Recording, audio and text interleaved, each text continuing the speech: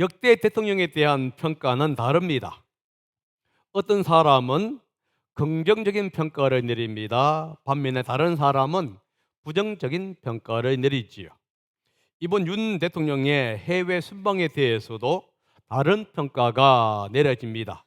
야당은 혹평을 합니다. 반면에 여당은 긍정적인 평가를 내립니다.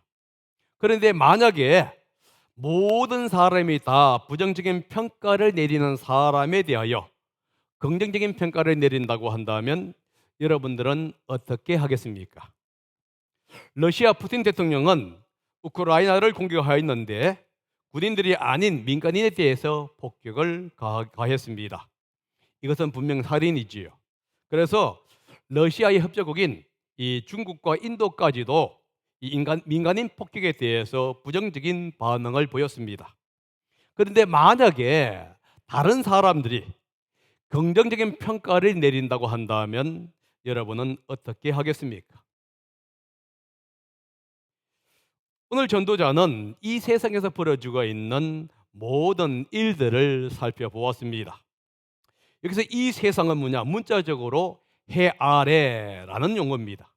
이 세상, 해 아래는 우리가 살고 있는 현실 세계, 삶의 세계를 이야기합니다. 타락한 인간이 통치하는 세상이지요. 이 세상에서 권력을 가진 사람이 그렇지 못한 사람을 핍박하는 것을 전도자가 보았다는 겁니다. 권력이 주어진 이유는 백성들을 부유하게 하기 위해서입니다.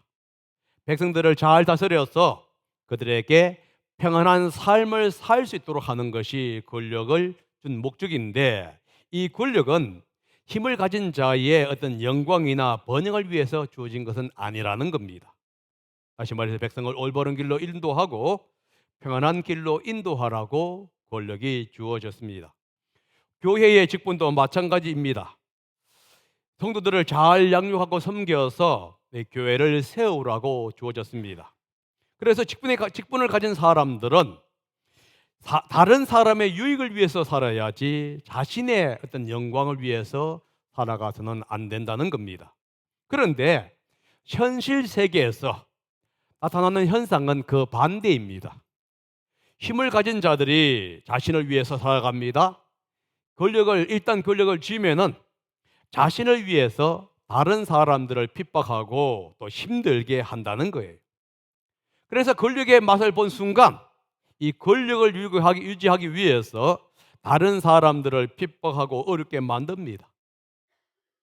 그래서 전도자는 이 권력을 쥔 사람이 다른 사람들을 고통스럽게 하려고 이 권력을 사용하고 있는 것을 목격했다, 이렇게 지금 이야기하고 있습니다.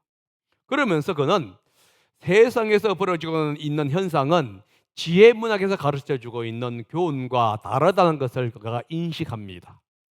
지혜 문학은 의로운 사람은 이제 번영하고 잘 됩니다. 잠언 3장 16절에 이렇게 얘기하고 있습니다. 그 오른손에는 장수가 있고 그 왼손에는 부귀 영화가 있다. 다시 말해서 의로운 사람은 어떻게 되느냐? 장수가 있고 부귀가 있는 거예요. 부귀 영화를 누리는 것이 누구냐? 의인입니다. 반면에 악한 사람은 번성하지 못하고 단명하는 것으로 가르쳐주고 있습니다. 그런데 이 전도자가 본 것은 그 반대의 현상이었다 하는 거예요. 한번 10절을 읽어보겠습니다. 한번 다 같이 읽어봅니다. 시작. 나는 악한 사람들이 죽어서 무덤에 묻히는 것을 보았다. 그런데 사람들은 장지에서 돌아오는 길에 그 악한 사람들을 칭찬한다. 그것도 다른 곳이 아닌 바로 그 악한 사람들이 평소에 악한 일을 하던 바로 그 성읍에서 사람들은 그들을 칭찬한다. 이런 것을 보고 듣노라면 허탈한 마음 가눌 수 없다. 이 구절을 쉬운 성경에서 이렇게 번역하고 있습니다. 한번 펴주세요. 내가 다 같이 읽어봅니다. 시작. 내가 또 보니 악한 사람들이 죽어서 거룩한 곳에 묻히고 그를 땅에 묻힌 사람들은 무덤에서 돌아온 길에 그 악인들의 악행을 다 잊어버리는 것이었다. 뿐만 아니라 사람들은 그 악인들이 악을 저지르던 바로 그 성읍에서 도리어 그들을 칭찬하고 있으니 이 얼마나 허탄하고 허망한 일인가. 10절은 이런 말이에요. 어떤 악한 사람이 있었습니다. 근데 이 악한 사람이 죽어서 무덤에 묻히는 것이 되었습니다. 여러분, 악한 사람이라고 무덤에 묻히지 말란 얘기냐 하는 얘기 아닌데, 이 고대에 보게 되면 악한 사람들은 때때로 무덤에 묻히지 못합니다. 그런데도 그는 무덤에 묻힐 뿐만 아니라 죽은 후에는 사람에 의해서 칭송을 받는다는 거예요. 그것도 그가 평소에 악을 행하면서 핍박하던 바로 그 성읍에서 칭찬을 받고 있습니다. 이것을 목격하면서 전도자는 지금 허탈한 마음을 가지게 되었다라고 하는 겁니다. 여러분, 10절과 9절을 연결할 수 있습니다. 9절은 어떤 내용이냐면은 권력 남용에 대한 얘기였어요. 권력을 잡은 자들이 백성을 위하지 않고 자신을 위해서 권력을 사용합니다. 그러다 보니까 백성들을 핍박하고 억압하는 거예요. 10절은 이 징벌의 원리에 대해서 얘기를 합니다. 악인은 벌을 받고 의인은 상을 받아야 하는데 반대의 현상이 일어나고 있다는 거예요. 악을 행하는 악인은 당연히 처벌받아야 하고 불명예스럽게 이 땅을 떠나야만 합니다. 그런데 불명예스럽게 이 땅을 떠나는 것이 아니라 오히려 화려한 무덤을 꾸미고 그곳에 안장이 된다는 거예요. 뿐만 아니라 그를 장사한 사람들은 그 악인을 욕하는 것이 아니라 그의 업적을 칭찬합니다. 그것도 악인 때문에 고통당하는 수많은 사람들이 있는 그 장소에서 그들에게 지금 악인을 칭찬하고 있어요. 여러분, 10절의 악인과 9절에 언급한 검역 남용을 하는 관리는 같은 사람일 수 있습니다. 지금으로 말을 하면 정치인들, 대통령들, 기업가일들, 또한 어떤 위치에 있는 사람들이라고 얘기할 수가 있겠지요. 뭐 기업을 얘기할 수도 있고요, 아니면 교회에서 얘기할 수도 있고 여러 가지를 얘기할 수 있습니다. 분명한 것은 뭐냐면은 권력을 남용한 이 악인은 칭찬이 아니라 나쁜 평가를 그리고 처벌을 받아야 마땅하다는 거예요. 그런데 비난이 아니라 칭찬을 지금 받고 있는 거예요. 지금 전도자가 죽음이 불공평하다라고 말하는 것은 아닙니다. 악인이나 의인이나 죽는 것은 매 한 가지입니다. 사람은 누구나 한 번은 다 죽게 되어 있어요. 반드시 죽는다고 하는 이 관점 속에서 바라보면 사람은 시한부 인생이에요. 암 환자나 중병이 있는 사람만 시한부 인생이 아니라는 거예요. 우리를 포함해서 모든 사람은 시한부 인생입니다. 암 환자들은 6개월, 1년 혹은 3년이라고 하는 시한부 인생을 살아간다면은 우리는 80년, 100년이라고 하는 시한부 인생을 살아가고 있는 것이지 우리는 영원히 살아가는 것은 아니라는 거예요. 지금 전도자가 애통해하고 허탈한 마음을 가지는 이유는 뭐냐 하면 시한부 인생을 만드는 죽음 때문이 아니에요. 오히려 죽음 후에 평가 때문이라는 겁니다. 악인은 분명 나쁜 평가를 받아야 합니다. 반면에 의인은 좋은 평가를 받아야 한다는 거예요. 그런데 전도자가 목격한 것은 그 반대의 평가예요. 악인이 편안하게 죽은 후에 좋은 평가를 받고 무덤에 안장이 됩니다. 악인 때문에 고통받는 수많은 사람과 백성들에게 그 사람이 잘했다고 이야기합니다. 반면에 의인은 악인이 받아야 할 나쁜 평가를 주고받고 있는 거예요. 마땅히 받아야 할 그 평가가 아니라 다른 평가를 지금 받고 있다는 것을 우리는 알 수가 있게 되지요. 이런 현상을 전도자만 목격하고 있는 것일까요?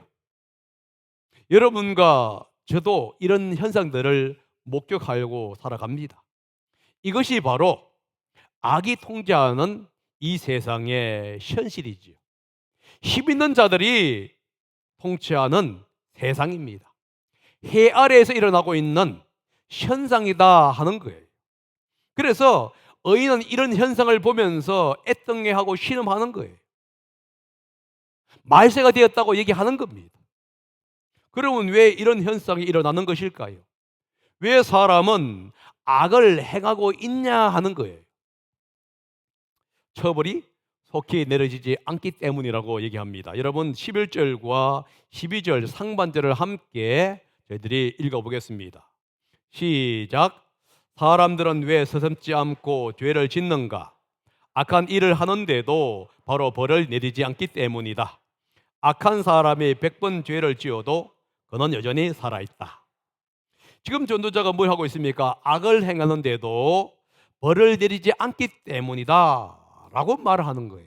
그런데 여러분 자세히 보게 되면은 악을 행하는데도 불구하고 벌을 내리지 않기 때문이다 이렇게 얘기하지 않아요. 뭐라고 하고 있냐 하면은 벌이 곧바로 내려지지 않기 때문이다 이렇게 얘기한다는 사실을 여러분 기억하셔야 돼요. 악에 대한 처벌이 곧바로 내려지지 않기 때문에 사람들은 악을 서슴지 않고 있다 하는 겁니다. 여러분 악인에 대한 처벌은 반드시 내려집니다. 그런데 그 처벌이 곧바로 내려지는 것은 아니라는 거예요. 하나님은 때때로 심판을 늦추곤 합니다. 뿐만 아니라 이 인간 세상에서도 마찬가지예요. 여러분 법정에 가게 되면은 오랜 시간이 걸립니다. 먼저 조사를 해야겠지요. 그리고 일반 법원에 갑니다. 그 다음에 상소를 하면 고등법원으로 가고요. 또 상소하면 대법원으로 갑니다. 여기서 많은 시간과 물질이 소요되겠지. 그러다 보니까 힘이 없는 사람들, 그리고 능력이 없는 사람들, 좋은 변호사를 고용하지 못하는 사람들은 지레 포기해 버리게 되는 겁니다. 처벌이 곧바로 내려지지 않기 때문에 사람은 죄 짓는 것을 무서워하지 않고 반복한다는 거예요. 성경이 이렇게 얘기하죠. 악한 사람이 100번 죄를 지어도 그는 여전히 살아있다.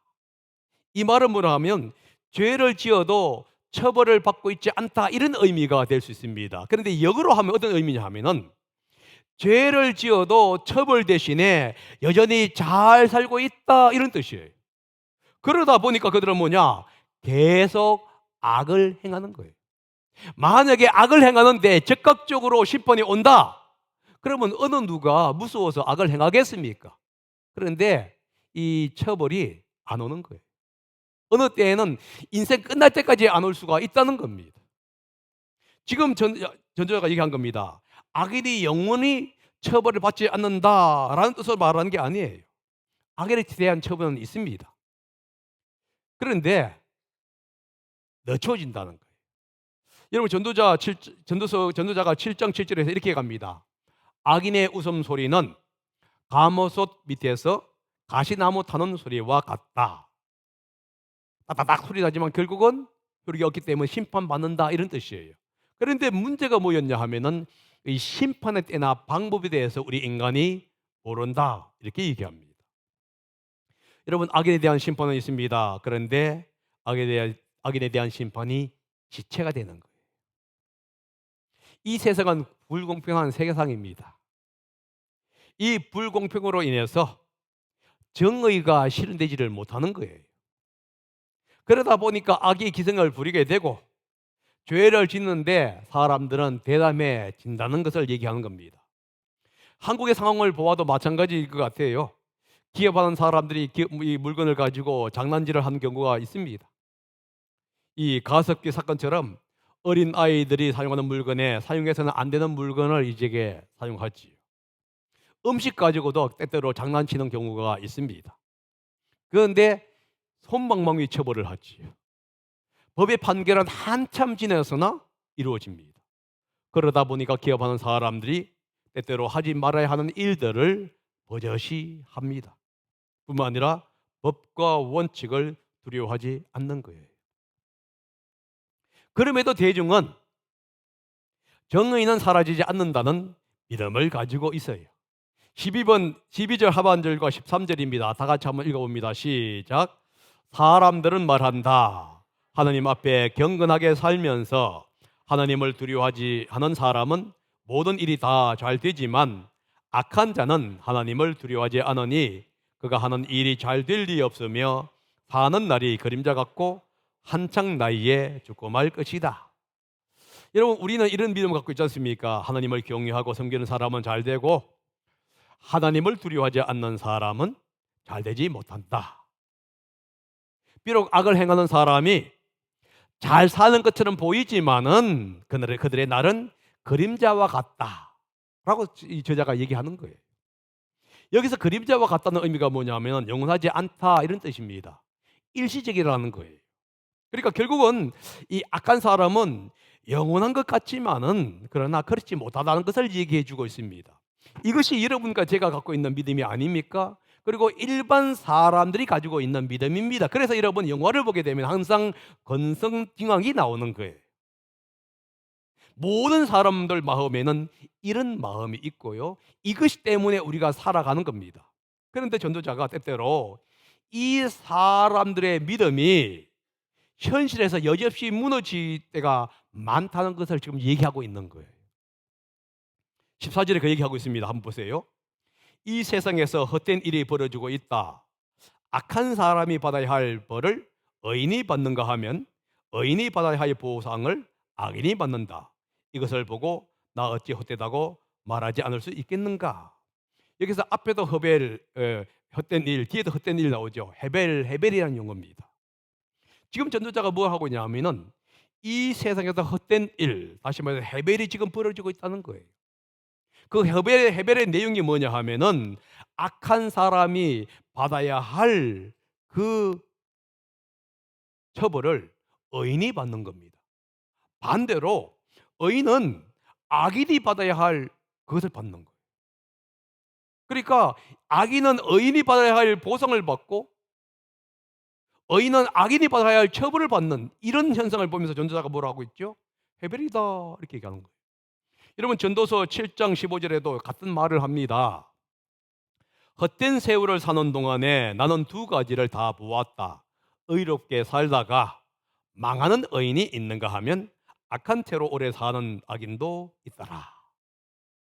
지금 전도자가 이런 현상을 본 겁니다. 그러다 보니까 뭐라고 했죠? 헤벨, 이 세상은 헛되다 이렇게 주장한다는 것입니다. 아마 여러분들도 이 전도자의 말에 동의를 할 것입니다. 만약에 여러분들이 이러한 것들을 목격하고 이런 것들을 경험을 했다고 한다면은 참 세상 말세다 이렇게 여러분들 이야기를 했을 것입니다. 이런 헤벨인 세상, 우리의 일반 상식과 다른 현상이 일어나고 있는 이 현상 속에서 인간이 할 수 있는 최선의 길은 무엇일까? 라고 우리는 고민할 수가 있겠지요. 전도자는 이렇게 얘기합니다. 인생을 즐기는 것이다. 15절 한번 읽어봅니다. 시작. 나는 생을 즐기라고 권하고 싶다. 사람에게 먹고 마시고 즐기는 것보다 더 좋은 것이 세상에 없기 때문이다. 그래야 이 세상에서 일하면서 하나님께 허락받은 한평생을 사는 동안에 언제나 기쁨이 사람과 함께 있을 것이다. 전도자가 뭘 하고 있습니까? 헤벨인 세상, 우리의 일반 상식과 믿음과 동행하지 않는 이 세상에서 살아갈 때에 가장 좋은 것은 인생을 즐기는 것이다 라고 얘기합니다. 이 전도자가 말을 하고 있는 먹고 마시면서 즐기라 이런 얘기가 뭐냐면 허랑방탕하게 삶을 살아라 하는 뜻은 아니에요.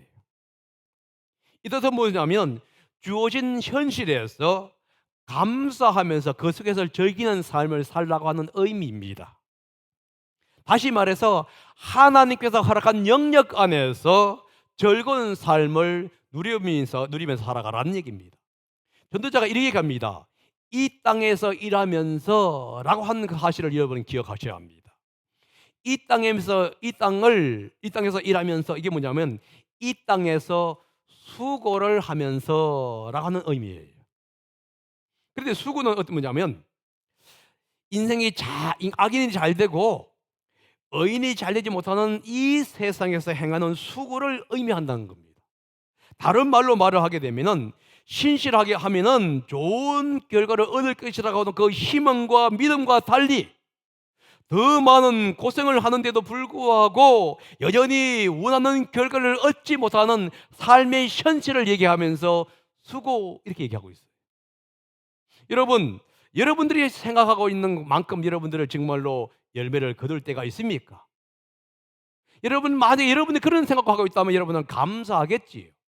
그런데 여러분들이 정말로 엄청난 수고를 하고 고생을 하고 있는데도 불구하고 여러분들이 원하고 있는 그러한 열매를 갖지 못했을 때 여러분 어떤 마음이 듭니까?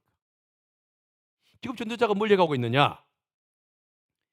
원하는 수고의 열매를 얻지 못할 수도 있다는 것을 얘기해 주면서 이 세상에서 일하면서 라고 하는 용어를 사용하고 있는 거예요. 전도자가 이렇게 합니다. 그렇다 할지라도 주어진 상황에서 감사라고 권면하고 있는 거예요. 삶의 현장에서 원하지 않는 열매를 거둘 때가 있다는 겁니다. 그렇다 할지라도 감사하면서 살아가라고 권면합니다. 인내하면서 하루하루를 감사하며 최선을 다할 것을 주문하고 있는 거예요. 어려운 역경 속에서도 하루의 삶을 즐겁게 살라는 겁니다. 얼굴 찡그리고 고통하는 데 하지 말고 어렵다 할지라도 힘들다 할지라도 그 속에서 즐거움을 발견하고 살아갈 수 있어야 한다는 것을 지금 얘기해 주고 있는 거예요. 왜냐하면 즐기는 삶에는 항상 고난이 따라오기 때문입니다. 우리가 이 땅을 사는 한 고난은 따라오기 마련이고요.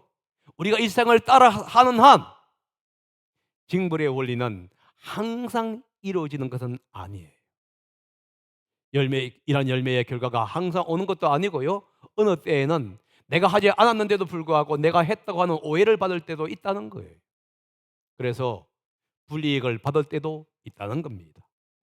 이런 고난 속에서 비록 우리가 이해할 수 없는 현실이 다가온다 할지라도 그 속에서 감사하며 살아가는 것, 이것이 바로 우리 인간이 누릴 수 있는 최고의 선물이고 복이다, 이렇게 얘기하고 있습니다.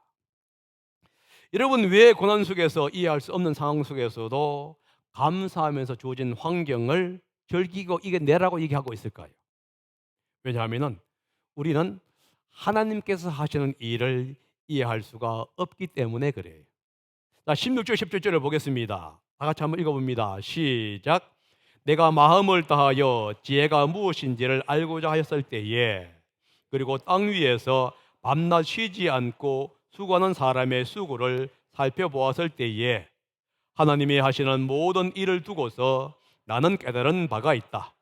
그것은 아무도 이 세상에서 이루어지는 일을 이해할 수 없다는 것이다. 그 뜻을 찾아보려고 아무리 애를 써도 사람은 그 뜻을 찾지 못한다.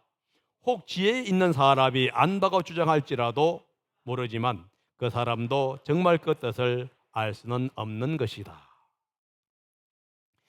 우리는 제한된 인생이다 라고 하는 거예요. 아무리 우리가 지혜롭다 할지라도 제한된 인생인 우리는 하나님의 뜻을 이해할 수가 없다는 겁니다. 지혜자는 왜라고 하는 질문을 던집니다. 그리고 마음과 지혜를 다해서 알아보려고 얘기합니다. 왜 징벌의 원리가 제대로 작동하지 않는지에 대해서 알아보려고 하는 거예요.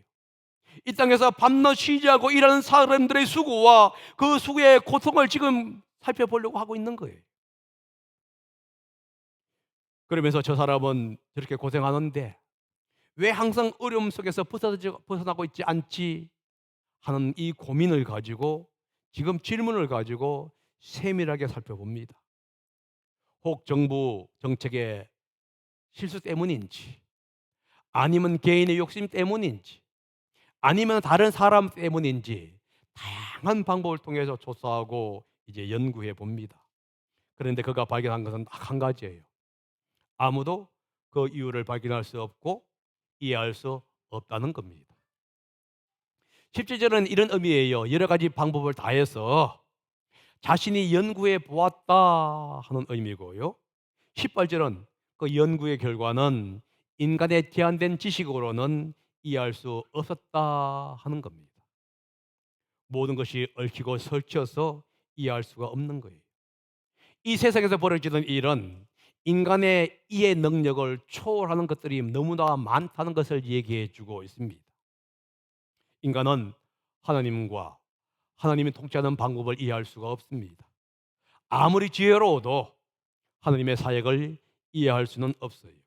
왜 하나님은 악인과 의인에게 동일하게 태양을 주시는지, 왜 비를 동일하게 주시는지 우리는 이해할 수가 없다는 겁니다. 왜 하나님의 악인이 이 땅에서 흥행하도록 내버려 두시는지 우리는 그 이유를 이해할 수가 없다는 거예요. 그래서 전도자가 얘기하죠. 이해할 수 없으면 절개라. 이렇게 얘기하고 있는 겁니다. 우리는 전통 지혜 문학의 가르침, 다시 말해 징벌의 법칙을 믿습니다. 의인은 잘 되고 악인은 심판을 받는다는 사실을 믿어요. 그런데 이런 믿음은 현실 세계에서 때때로 부딪혔을 때 그대로 실현되지 않기 때문에 오는 실망감을 우리는 느낄 수가 있다는 겁니다. 전도자가 가진 고민도 우리와 마찬가지입니다. 그 또한 지혜 문학이 가르쳐주고 있는 교훈을 믿습니다. 그런데 현실 세계에서는 다르게 발생하는 것을 목격했습니다. 그래서 그것을 이해하기 원했고 연구해서 해석하기를 원했습니다. 그러나 그는 결론을 내리지요. 인간의 지혜로는, 제한된 지식으로는 이 땅에서 행하시는 하나님의 역사를 이해할 수가 없다는 거예요. 그래서 그는 이렇게 갑니다. 이해할 수 없을 때 이해하려고 노력하지 말고 수고의 열매를 감사하면서 하루하루를 즐겁게 살아가라, 이렇게 얘기합니다. 이 권면은 시편 73편과 동일해요.